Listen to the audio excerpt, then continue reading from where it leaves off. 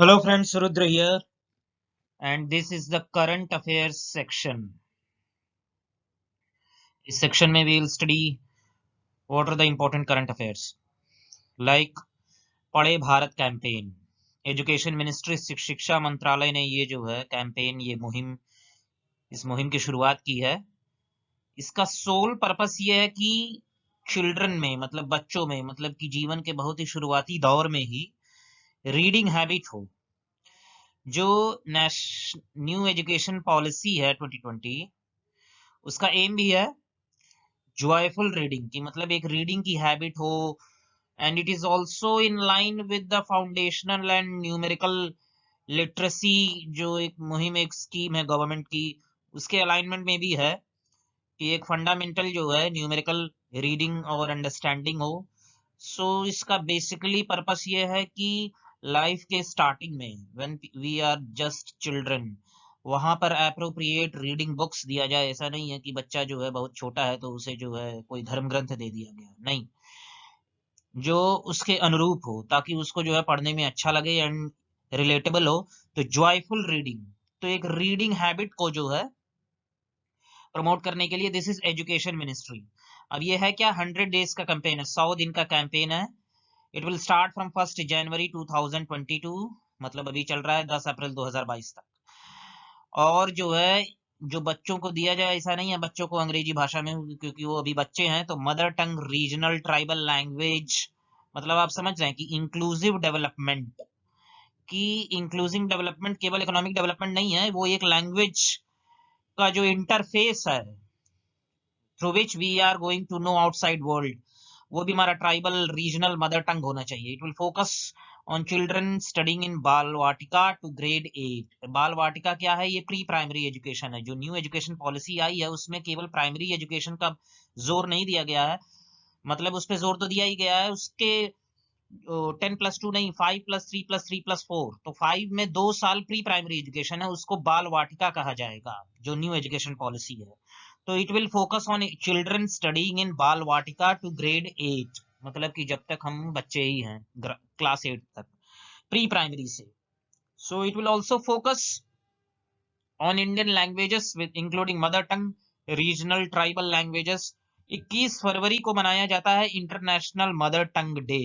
2000 से मनाया जा रहा है ये, 1999 में ये डिक्लेयर हुआ था और 2000 से ये जो है इंटरनेशनल मदर टंग डे मनाया जा रहा है। This is very important from prelims perspective, और ये 100 दिन की मुहिम है। और जो है बाल वाटिका से जो है क्लास 8, ये सब इंपॉर्टेंट फैक्ट्स हैं। This day will be celebrated with the activity of कहानी पढ़ो अपनी भाषा में, ऑफ कोर्स अपनी भाषा में। तो इसमें कई सारे डायमेंशंस मेंस पर्सपेक्टिव से भी लिख सकते हैं, इसको मिटा दिया जाए।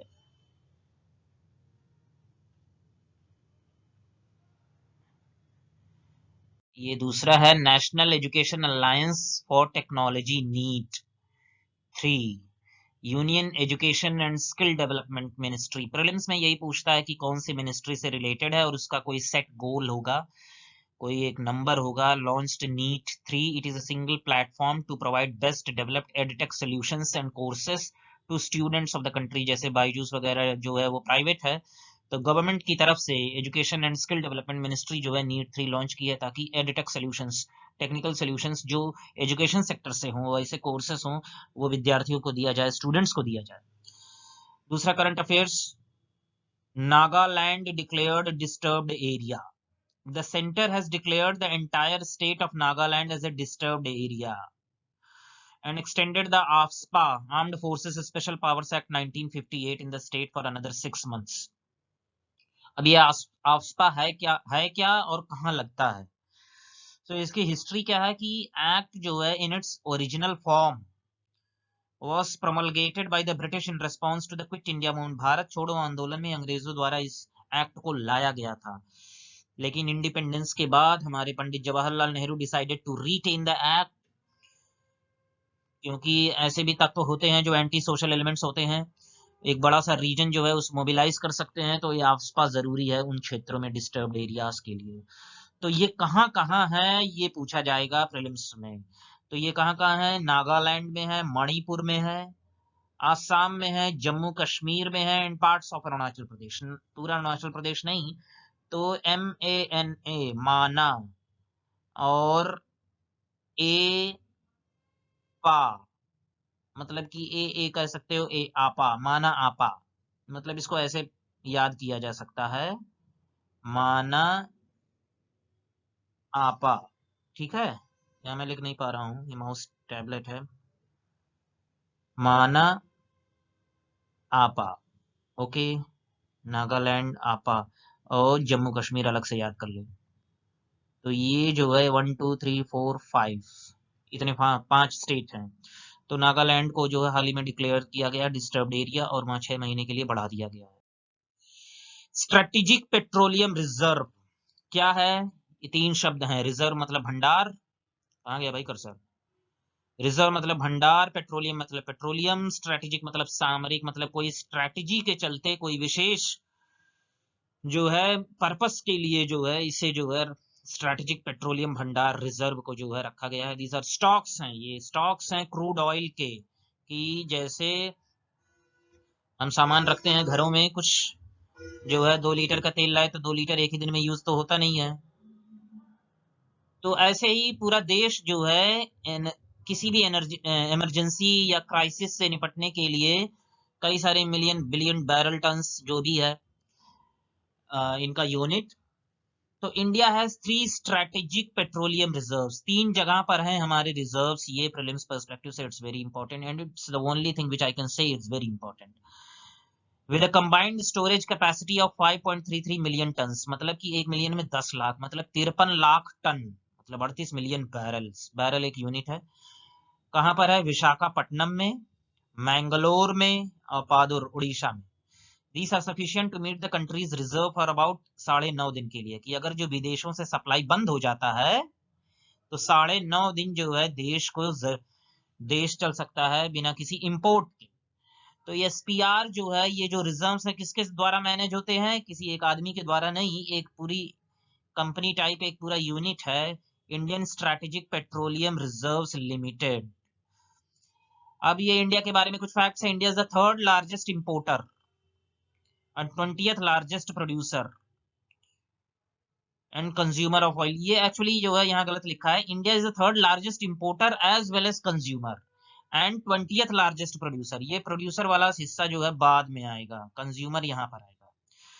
न्यूज क्या है कि इंडिया डिसाइडेड टू रिलीज, ये न्यूज में क्यों है, कि 5 मिलियन बैरल टल्स, मतलब 50 लाख बैरल्स, 38 मिलियन में से 5 मिलियन, मतलब 3.8 करोड़ से में से 50 लाख बैरल को रिलीज किया है। क्यों?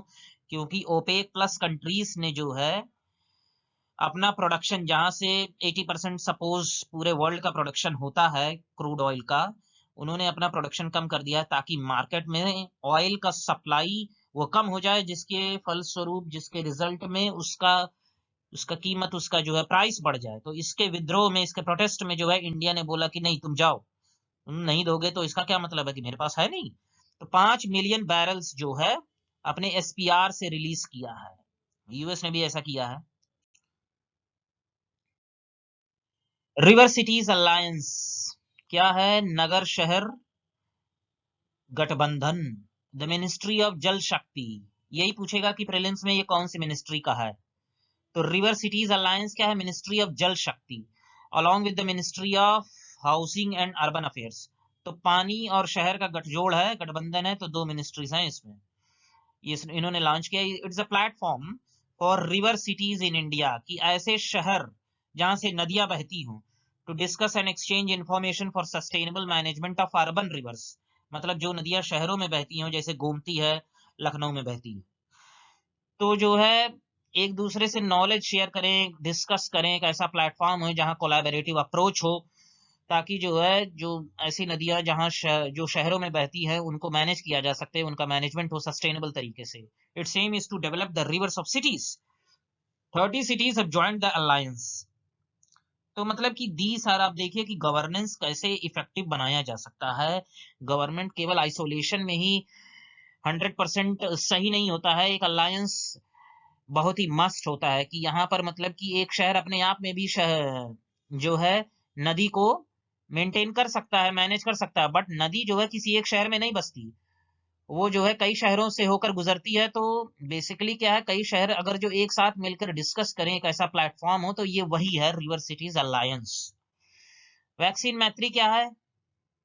इंडिया ने प्रोवाइड किया है covid vaccine to its neighbouring and main partner countries. तो भूटान एक पहला देश था जो was first to receive the vaccine, vaccine Maitri की तरह। तो ये प्रीलिम्स में पूछता है कि भूटान कौन सा ऐसा देश था जिसने पहली बार जो है पहला खेप जो है पहुंचा वैक्सीन का, तो भूटान है। उसके बाद मालदीव्स है, after this Bangladesh, Nepal, Myanmar, Seychelles, Sri Lanka.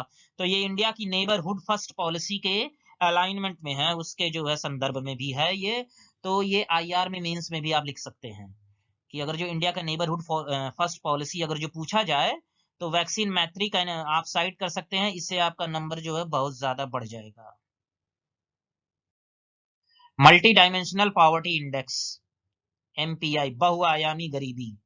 मतलब गरीबी केवल वो नहीं है कि जो आपके पास के पैसा आ गया तो फिर आप सही हैं, नहीं, और भी कई सारे इसके पैरामीटर्स हैं। वो पैरामीटर्स क्या हैं, तो पहले ये देख लेते हैं कि किसने पब्लिश किया। नीति आयोग, एक्चुअली जो global multi dimensional poverty index है उसको पब्लिश करने वाला है उंडुप, यूएनडीपी, यूएनडीपी, ये भी बन गया है, एक्चुअली यू है। तो यूएनडीपी और OPHI, Oxford poverty, I am not sure, index है, तो ओफी भी है इसके साथ। तो ये global multi dimensional poverty index है। लेकिन इंडिया के संदर्भ में जो है, नीति आयोग ने नेशनल फैमिली हेल्थ सर्वे 2015-16 के रिपोर्ट के बेस पे, NITI Aayog has published a report.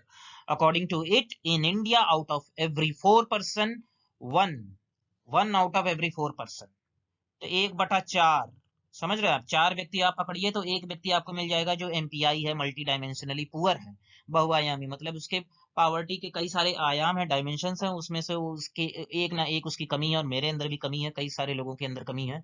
Multi dimensional poor है, 25% जनता पॉपुलेशन जो है मल्टी डायमेंशनल पुअर है। ये प्रीलिम्स में पूछ सकता है, पीसीएस में। So MPI depends on 3 factors: education की शिक्षा, हेल्थ स्वास्थ्य, स्टैंडर्ड ऑफ लिविंग। तो इसमें 12 पिलर्स हैं टोटल, और वो क्या क्या है: nutrition, infant mortality rate IMR, years of schooling, कितना वर्ष रहे आप, स्कूल अटेंडेंस आपका कितना रहा। ऐसा नहीं कि स्कूल में नाम लिखा लिया फिर उसके बाद घर पे जो है आप जो है दुकान में बैठे हैं हेल्प कर रहे हैं। Cooking fuel, sanitation, drinking water, पानी नहीं पहुंच रहा है तो भी आप पुअर हैं। इलेक्ट्रिसिटी नहीं है आपके पास, घर में बहुत पैसा है फिर भी आप पुअर हैं। बहुत जमीन है लेकिन बढ़िया घर नहीं है तो भी आप पुअर हैं। बहुत बढ़िया घर है लेकिन जो है फ्यूचर जनरेशन के लिए असेट्स नहीं है तो वो भी पॉवर्टी है। इंडिया का रैंकिंग है 66 आउट ऑफ 109, ये global multi dimensional poverty index. This is global multi dimensional poverty index में इंडिया की रैंक 66 है आउट ऑफ 109 कंट्रीज। लेकिन नीति आयोग ने national multi dimensional poverty index launch किया है based on NFHS survey report 2015-16, और उसमें स्टेट्स की रैंकिंग है। सो उसमें क्या है, बिहार फर्स्ट पोजीशन है, फर्स्ट इन द सेंस कि वो सबसे ज्यादा पुअर है। यहाँ पर 51.9, 51.9% लोग जो है पुअर है multi dimensionally. Jharkhand is second, Kerala last में है, सबसे कम पॉवर्टी है multi MPI. Kerala is the least, 0.71%, मतलब कि 1% से भी कम। गोवा सेकंड लास्ट है। तो इसमें मल्टी डायमेंशनल पॉवर्टी इंडेक्स में जो ग्लोबल वर्जन है उसको जो है पब्लिश करता है UNDP, United Nation development programme, plus Oxford poverty human development index, OPHI, और national multi dimensional poverty index NITI Aayog launch किया। इसमें स्टेट्स की रैंकिंग है जिसमें बिहार फर्स्ट है, सबसे ज्यादा पुअर है। केरला सबसे ज्यादा लीस्ट पुअर है, सबसे कम। और ये मैप है आउट ऑफ द यूटीज, केंद्र शासित प्रदेश जितने हैं, यूनियन टेरिटरीज, उसमें Dadra and Nagar Haveli is the poorest, और पुडुचेरी में सबसे कम पुअर हैं, Dadra Nagar Haveli. The global MPI is jointly prepared by UNDP, UNDP and Oxford poverty and human development initiative, this is called ओफी।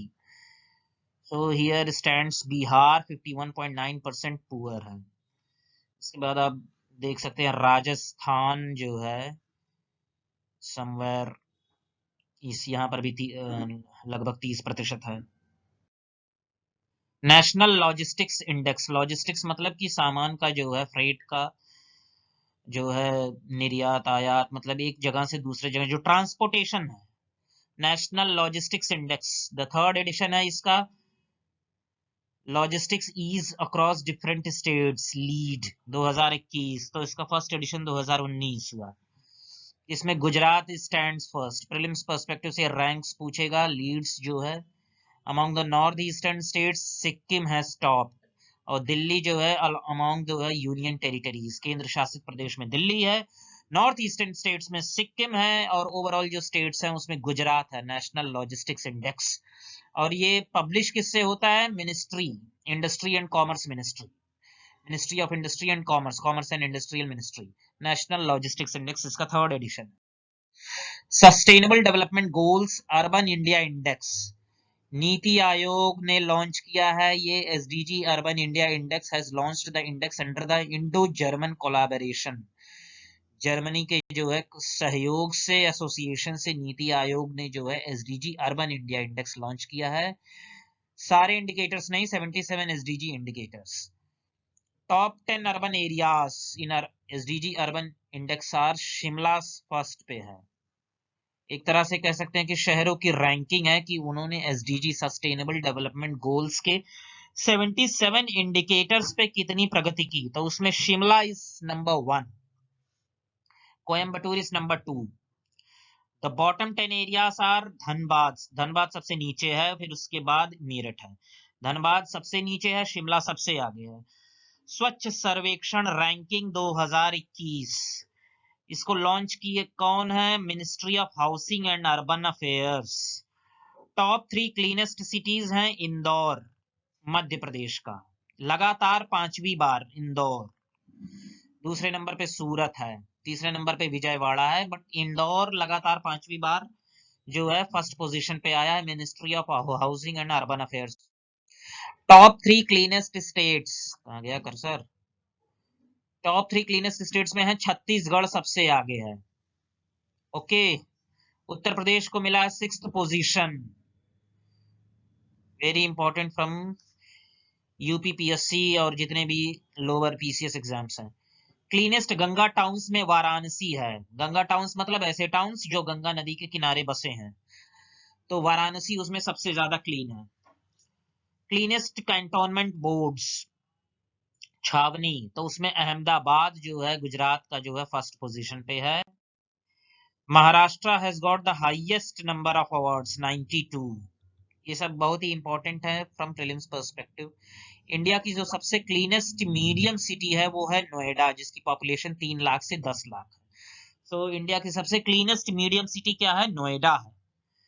Best cantonment in citizen feedback, ये वाराणसी छावनी, more than 1 lakh population है। Citizen feedback में सबसे ज्यादा जो है सबसे बेस्ट कैंटोनमेंट है वाराणसी कैंट। ये न्यूज में था MI-17 V5 हेलीकॉप्टर, ये एक्सीडेंट हुआ है जिसमें इंडिया के फर्स्ट जो है chief of defence staff general Vipin Rawat और उनकी पत्नी, उनकी वाइफ डाइड। 11 सोल्जर्स वहां पर मौजूद थे, वो भी मतलब चल बसे। एक ही सोल्जर जो बाद में देवरिया के थे, group captain I think Arun Kumar, और वो जो है वो भी सकम्ड टू द इंजरीज, वो उनका भी कुछ दिनों बाद निधन हो गया। तो ये हेलीकॉप्टर के बारे में, MI-17 V5 हेलीकॉप्टर के बारे में, मैन्युफैक्चर्ड बाय रशिया, 2018 में इंडिया रिसीव किया था, 2008 में समझौता हुआ था, 2018 में रिसीव हुआ। WHO approval to vaccine, India का जो कोविशील्ड और कोवैक्सीन है, इसको WHO का अप्रूवल मिल गया है। वैक्सीन को, कोवैक्सीन को शायद नवंबर में मिला है, कोविशील्ड को पहले ही मिल गया था।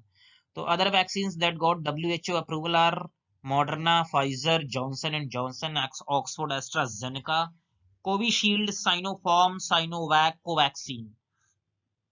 अब ये रैंकिंग है Atal ranking of institutions on innovation achievements ARIIA. It is a joint initiative of किसका?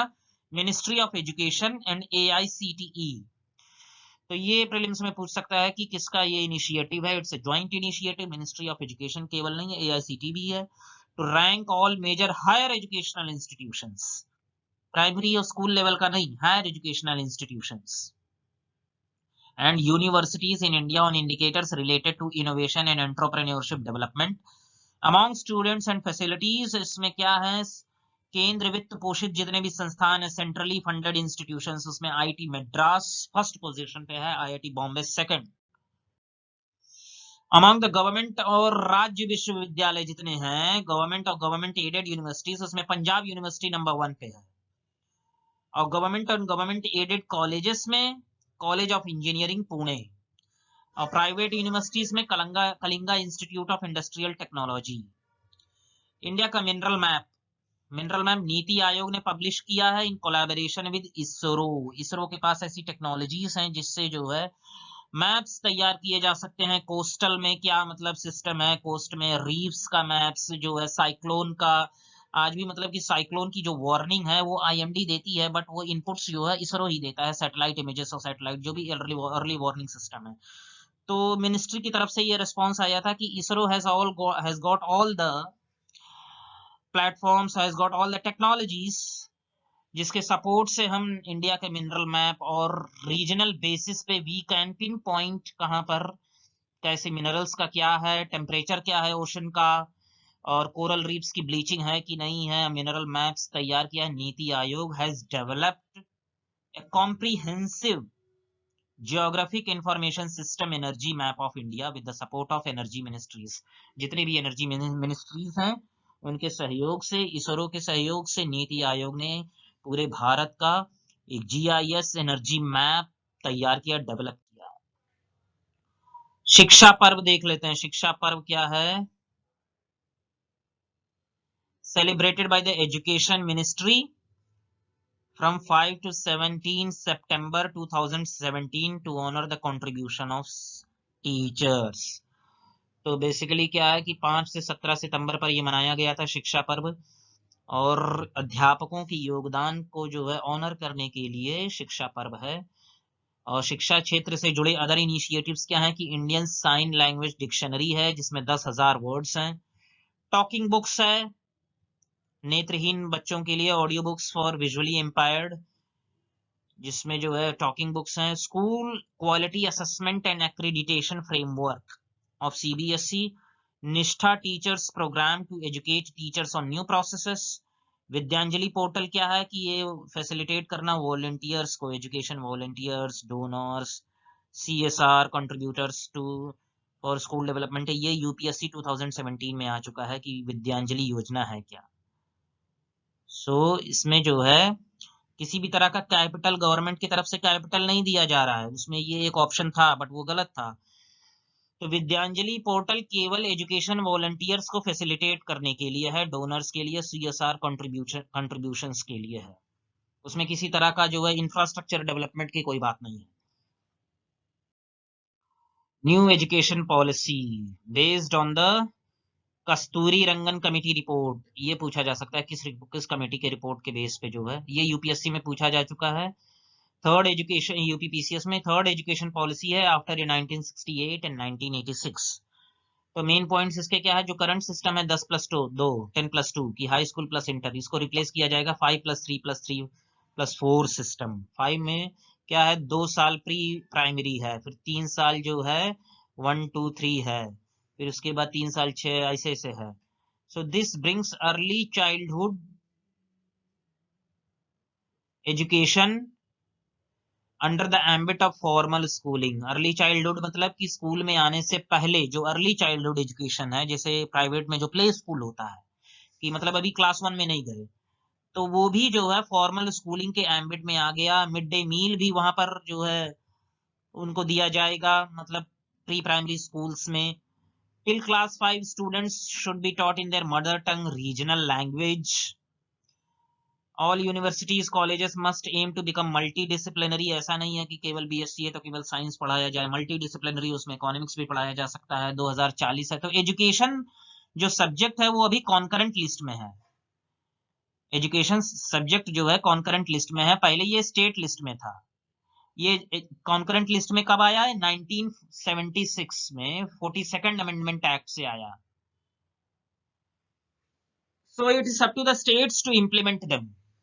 सेंटर क्या है कि एक डायरेक्शन दे सकता है। 100 years of Indian Parliament, the foundation stone of parliament was laid. जो हमारा संसद है 1921 में उसका फाउंडेशन ले। और इसको डिजाइन किसने किया था? This can be asked because it is in news. Central Vista project है इसलिए ये न्यूज में है। Sir Herbert Duke and along with sir Edwin Lutyens. और चौरी चौरा जो घटना हुई थी, गोरखपुर के नजदीक एक टाउन है चौरी चौरा, यहाँ पर जो है असहयोग आंदोलन में जो प्रोटेस्ट मार्च हुआ था, वहां पर एक मॉब थी, एक जो भीड़ थी पीसफुली प्रोटेस्ट कर रही थी, तो जो है उस वहां पर कुछ पुलिस वाले जो है कुछ मार दिए, तो गुस्साई पुलिस ने जो है पूरे पुलिस स्टेशन को ही आग लगा दिया, जिसमें 22 पुलिसकर्मी मारे गए थे। और इसी के फलस्वरूप जो है महात्मा गांधी ने जो है नॉन कोऑपरेशन मूवमेंट असहयोग आंदोलन वापस ले लिया था। तो ये 4 फरवरी की घटना है, तो इसके 100 वर्ष पूरे हो गए। बोडो अकॉर्ड, बोडो समझौता क्या है? इसमें कौन कौन से पार्टीज हैं? गवर्नमेंट ऑफ इंडिया है, असम गवर्नमेंट है और बोडो ग्रुप्स हैं।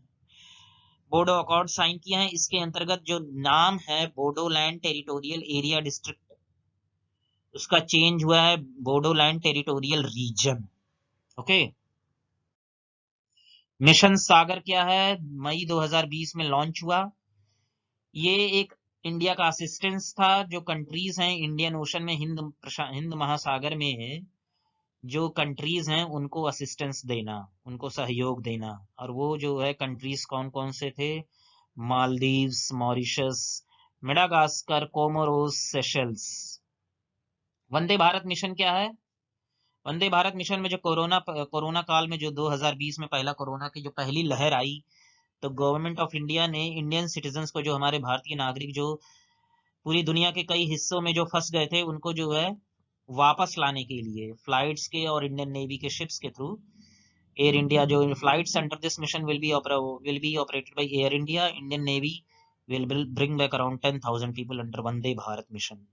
और इसी के अंतर्गत ये Samudra Setu, Indian navy launched operation Samudra Setu as part of the national effort to bring back Indian national stranded in Maldives. Maldives में जितने भी भारतीय जनता जो फंसी थी, उसको वापस लाने के लिए ऑपरेशन समुद्र सेतु लॉन्च किया गया ड्यू टू कोविड-19 कोरोना काल में। और इसी तरह से जो दूसरा लहर आया कोरोना का, तो उसमें जो वैक्सीन की और ऑक्सीजन की जो कमी पड़ गई, तो वैक्सीन निर्यात हमने बंद कर दिया था। ऑक्सीजन की जो कमी पड़ी है, उससे इंडियन नेवी ने लॉन्च किया एक ऑपरेशन समुद्र सेतु 2। तो ये याद रहे कि समुद्र सेतु जो 1 है वो Indian national Bharatiya Janata citizens को वापस लाने के लिए है, लेकिन जो समुद्र सेतु 2 है वो ऑक्सीजन फिल्ड क्रायोजेनिक कंटेनर्स को जो है विदेशों से लाने के लिए, जैसे यूएई हुआ, दुबई हुआ, सऊदी हुआ, यहाँ से जो है ऑक्सीजन सिलेंडर्स को मंगवाए। जो सेकंड वेव कोरोना काल की दूसरी लहर 2021 में जो बहुत ही भयानक लहर थी। इंडिया फर्स्ट ट्रांसजेंडर यूनिवर्सिटी कहाँ पर है? ये this is very important. Kushinagar जिला है उत्तर प्रदेश में, जहां भगवान बुद्ध ने जो है शरीर का त्याग किया था, महापरिनिर्वाण जिसे कहा जाता है बौद्ध धर्म में। कुशीनगर जिला which will facilitate study from class 1 से लेकर पीजी तक। रिसर्च और पीएचडी कोर्सेज भी यहाँ पर उपलब्ध है। परमानेंट कमीशन दिया गया है वुमेन्स को, शॉर्ट सर्विस कमीशन को। तो सुप्रीम कोर्ट ने डायरेक्ट किया गवर्नमेंट को कि वो जो है इंश्योर करे कि वुमेन ऑफिसर्स जितनी भी आर्मी में हैं उन्हें परमानेंट कमीशन ग्रांट किया जाए। तो जो 10 साल की जो नौकरी है उसके बाद उन्हें शायद ऑप्शन दिया जाता था कंटिन्यू करे, जिसमें जो है पेंशन के लिए वे एलिजिबल नहीं होती थी, क्योंकि पेंशन के एलिजिबिलिटी के लिए कम से कम 20 साल की गवर्नमेंट सर्विस चाहिए। तो अब ये, और आर्मी में ये अभी तक प्रावधान नहीं था कि वुमेन को जो है लाइफ लॉन्ग के लिए जो है एम्प्लॉयमेंट नहीं था, 10 साल के लिए रोजगार था due to its various reasons. तो परमानेंट कमीशन ग्रांट हो गया है वुमेन को। और अदर देन कॉम्बैट, और ये क्या है? स्मारक बना है मौलवी अहमदुल्ला शाह फैजाबादी। ये एक मस्जिद है, उत्तर प्रदेश में बनेगा फैजाबाद में। ये 1857 की क्रांति में मौलवी अहमदुल्ला शाह फैजाबादी। अब इसमें एक मॉस्क होगा, हॉस्पिटल होगा, सब डेडिकेटेड होगा फैजाबादी को, who was also known as light house of independence for keeping Awadh 2 साल के लिए ब्रिटिश के हुकूमत से इसको आजाद रखा, पूरे अवध को, इसलिए इन्हें कहा जाता है light house of independence. This can be asked in prelims, क्योंकि न्यूज में भी है और इतिहास का टॉपिक भी है, तो ये इंडिया हिस्ट्री सेक्शन में भी पूछा जा सकता है। Who was known as light house of independence in 1857, 1857 की क्रांति में। रेजांगला वॉर मेमोरियल 1962 के जो है युद्ध में जो है रेजांगला एक पास, अल्लाह माने पास, वहां पर जो है जो मेजर शैतान सिंह थे, तो उनके जो है लीडरशिप में वहां पर हम चाइनीज को जो है हराए। तो डिफेंस मिनिस्टर राजनाथ सिंह ने इनॉग्रेट किया है एक रिवैम्प्ड, एक फिर से जो है वॉर मेमोरियल लद्दाख में, चुशुल जो है एक इलाका है वहां पर है ये। Memorial is dedicated to those who laid down their lives in the battle of Rezang La. Rezang पता ये पूछ लेगा कि रिजांगला कहाँ पर है, तो अरुणाचल प्रदेश, सिक्किम में से कई ऑप्शन देगा, नहीं, वो लद्दाख में है। रिजांग पास, ला माने पास, 1962 में। और यहीं पर गलवान घाटी भी है, तो यहाँ पर उनके, अब ये रिजांगला जो वॉर मेमोरियल है ये फिर से बनाया गया है, और इसमें उन शहीदों का भी नाम होगा जो गलवान घाटी में जो है देश की रक्षा के लिए जो है अपनी जान को कुर्बान कर दिए। वायलेंट क्लाश जो गलवान में हुआ, इंडियन आर्मी के जो पर्सोनल हैं उनके नाम भी इसमें होंगे। So keep visiting my videos for the next section जिसमें आईआर होगा और अंतरराष्ट्रीय जितने भी न्यूज होंगे, 2021 का समरी होगा बेसिकली, और फिर लॉ से रिलेटेड, इकोनॉमी से रिलेटेड सारे news. For keep visiting my videos for more updates.